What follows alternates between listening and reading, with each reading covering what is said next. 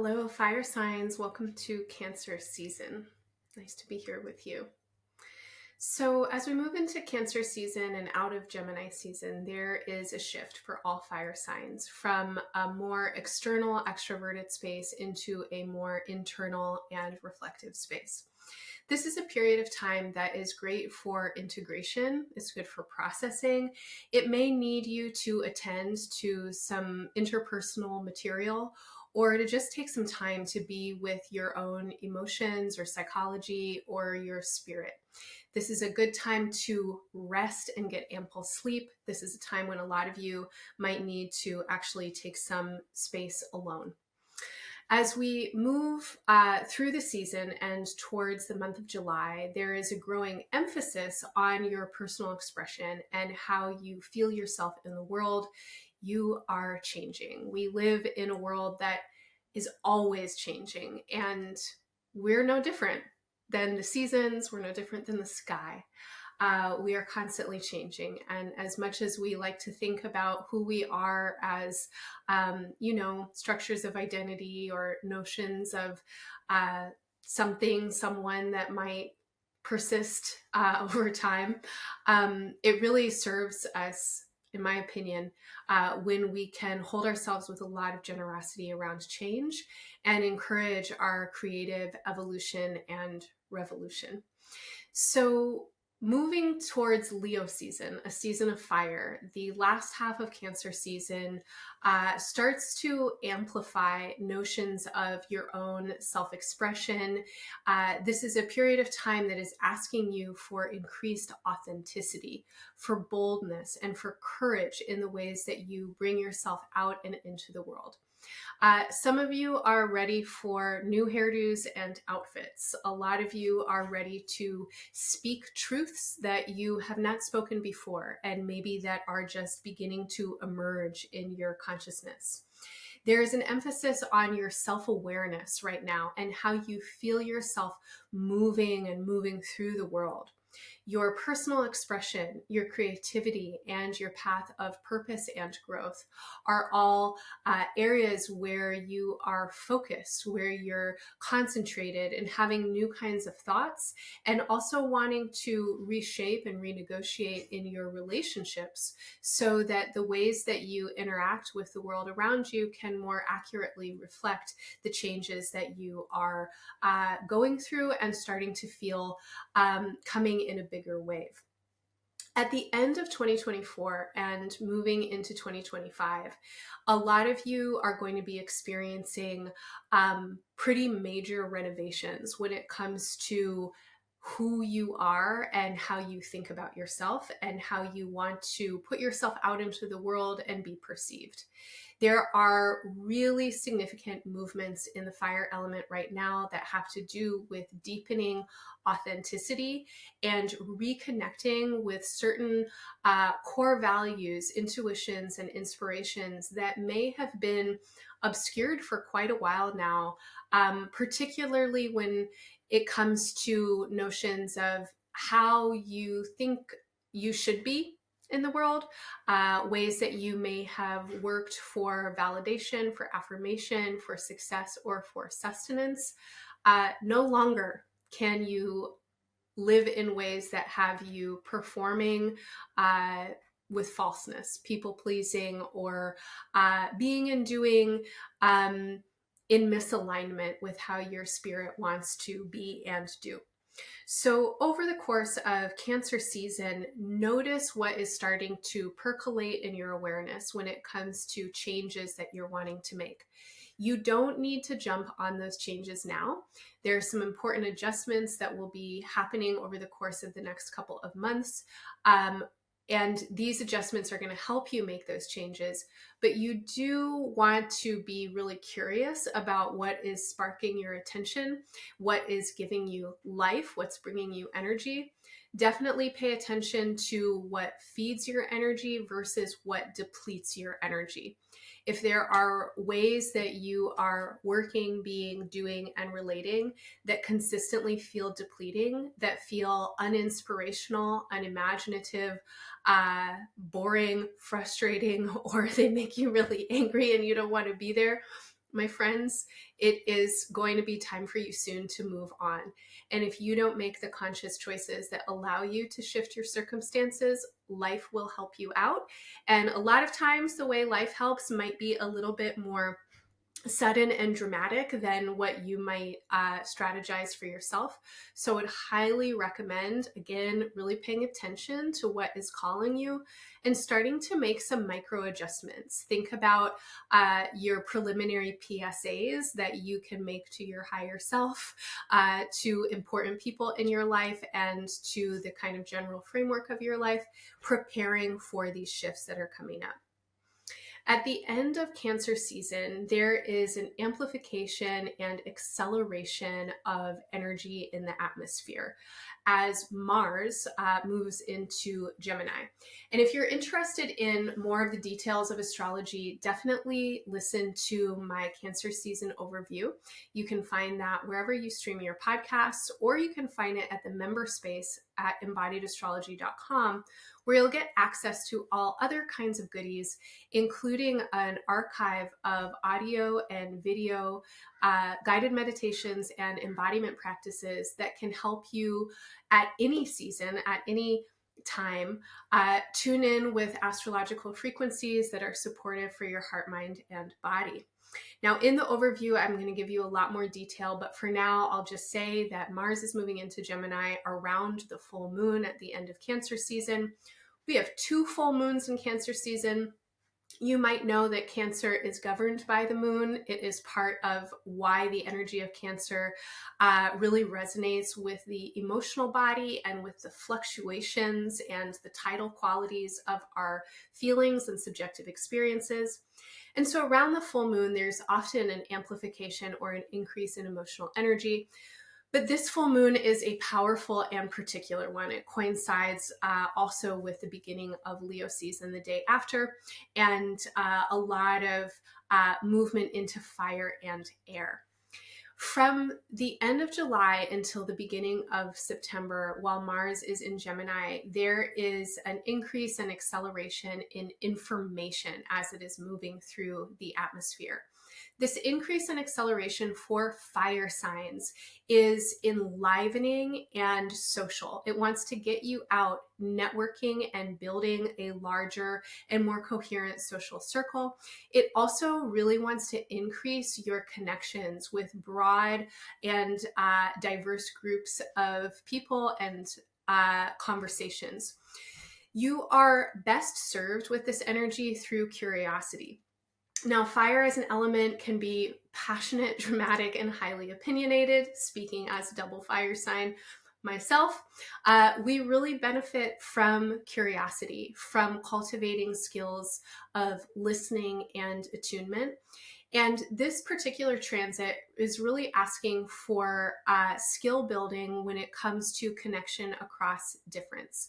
This is a period of time on Earth when there is a lot of kind of divisive, fast, reactive, judgmental energy. This is also a period of time on Earth when we need solidarity and we need community when it comes to survival, and definitely when it comes to thriving. Wherever you are, however you might feel yourself in the world, please use this transit as an opportunity to make some new friends, maybe to learn some new languages, to brush up on skills that you might have been interested in learning for a long time. Attention and curiosity are major currencies of relationship, and you might be surprised how far simple attention, curiosity, and actual presence and listening can go. This is a transit that can also increase your capacity with communication as well as the velocity of your communication.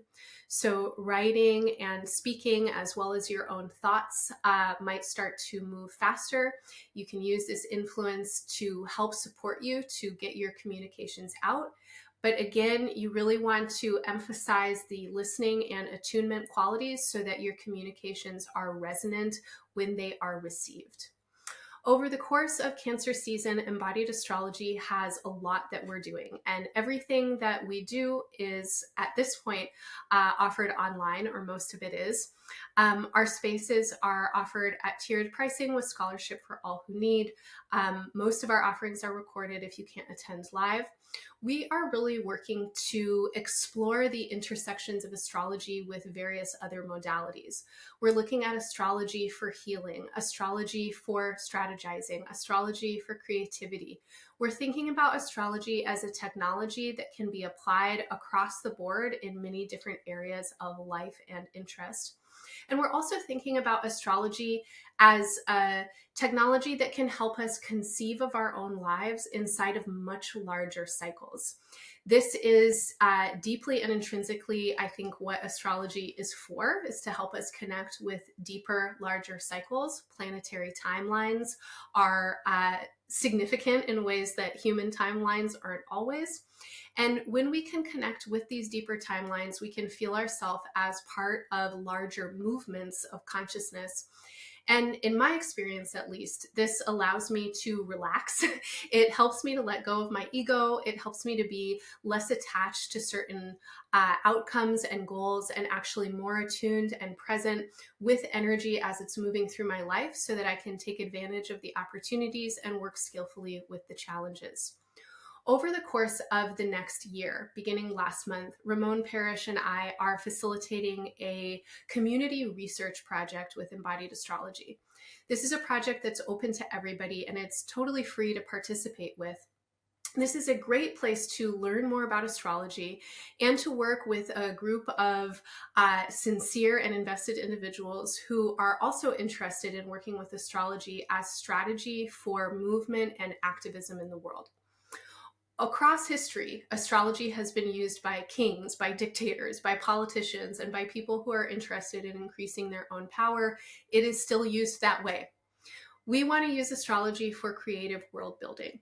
We're going to be looking at the histories of certain vectors of activism and movement building and solidarity work, so that we can better understand timing over the course of the next 25 years and align our movements and mutual aid work to work with the astrological timing and cycles, hopefully so that we can be more effective, more generative, and have more fun in the process. This is a project that is built by everybody who is involved. So we have had a couple of meetings so far, but we haven't yet identified where we're going to be researching specifically. This is going to be decided by you all. This is an awesome opportunity to participate with astrology as a living, growing language, and we would love to have you be a part of it. Ramon and I will also be co-facilitating on-land workshop in the end of October in Colorado in the Rocky Mountains, in collaboration with Ramon's partner and co-conspirator, Michelle Gabrieloff Parrish. Ramon and Michelle are deeply devoted to the work of environmental and food justice, and very much involved with environment and food justice initiatives in the Front Range. We'll be working with astrology as an embodied practice in living language over the course of that retreat. It will be an opportunity to really feel how astrology can contribute to the efficacy of group and collaborative movements, communication, communion with the living environment, and also help us to coordinate and align around our personal practices. In the online space at Embodied Astrology, over the course of Cancer season, we have a lot going on. And a lot of what we have going on is creative and artistic in nature. And I know that fire signs are creative, artistic spirits. Whether or not you identify as an artist, you are a creative being. You are part of creation. Just surviving day to day is a creative act, or full of creative acts, multitudes of them. And in my opinion, the more support that we can get to really tap into our creative energy is support that we have for bringing our best into the world and into life. Creativity is fire energy, actually. Creativity really resonates with the idea of eros, of romance, of flirtation, of enlivenment. At Embodied Astrology, every single month near the full moons, we have artistic alchemy workshops with Junata Petrus. Junata is a fabulous and inspiring artist. She is a playwright, an award-winning author. She also really invests her work in what she calls the erotics of abolition, working deeply with abolition as a way of living and a way of engaging with creative practice, world making and imagining outside of systems that are meant to suppress and oppress into systems that really feed our thriving and vitality in our individual, relational, and communal experiences. In artistic alchemy, Junata holds space for creative exploration of life and also of specific projects. This is a great place to bring projects that you're working on if you want support, co-working space, or creative ideation. Every session, Junata is offering prompts for investigation of different aspects of our beings as they may resonate with the sun and moon polarities around the full moon. This is also a social space and a communal space where a lot of the conversations are invested in staying alive and thriving in the midst of ecological and environmental breakdown, in the midst of geopolitical insanity, in the midst of systems that are actively trying and succeeding in killing us. How do we concentrate our creative energy at these times so that we can nourish life force for ourselves and in our relationships and in our communities? These are a lot of the conversations that we're having, inspired and held in the container of astrology. Similarly, Sherry Taylor holds space in a series of devotional cohorts that she offers at Embodied Astrology over the course of this year. These cohorts are held in a container Sherry calls Salve e Coagula. That means dissolving and congealing in Latin. Sherry is a clinical psychologist, a death doula, a grief worker, and a really amazing and inspiring researcher of archetype and mythology. Over the course of 2024 and into 2025, Sherry is investing in devotional practice with Saturn. Saturn is currently transiting through Pisces, and if you listen to the overview for 2024, or if you listen to my Cancer season overview, you're going to hear me talk a lot about Saturn and Pisces.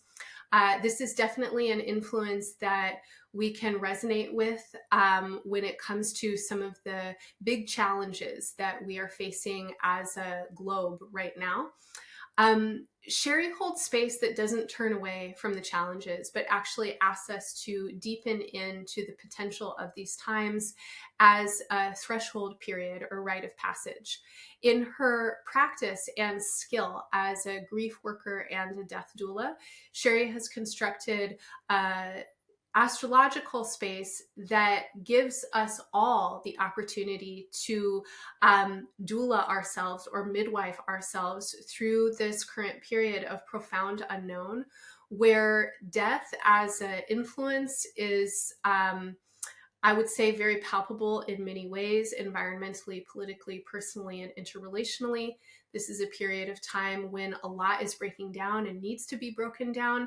And this is a space where that is a concentration.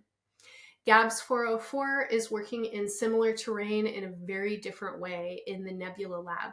They are focusing on the transit of Neptune in Pisces. I talked a lot about Neptune in Pisces in the Cancer season overview, and it's certainly a transit that you probably want to be interested in since it is a generational transit. You will not experience Neptune in Pisces again in your life. And in 2024, Neptune is resting at the very last degree of Pisces, which is a critical degree. It is the very last degree of the zodiac. And it talks about a kind of dissolving and breaking down of form in its entirety. As we move towards 2026, there is a radical remaking and reshaping of consciousness. And this includes, of course, all the aspects of our personal lives and societies. Gabs is a photographer and a visual storyteller and a documentarian, as well as an astrologer. And in their practice, they are making a lot of links between the histories of photography and Neptune's transits in Pisces. They're also helping us explore astrology through creative practice of image making and visual storytelling. If you're an artist and interested in working with photography or digital imagery and editing, this is an awesome place to get new and different kinds of inspiration that is grounded in astrology as well as history. If you're an astrologer and you're interested in queering your practice and exploring it through creative experimentation, then this is also a great place to do that. You can find more information about what's happening at Embodied Astrology at embodiedastrology.com. I would love to see you in one of our spaces soon. And until then, I am going to get going with your sign-based horoscopes. These are for the fire signs in Cancer season in 2024.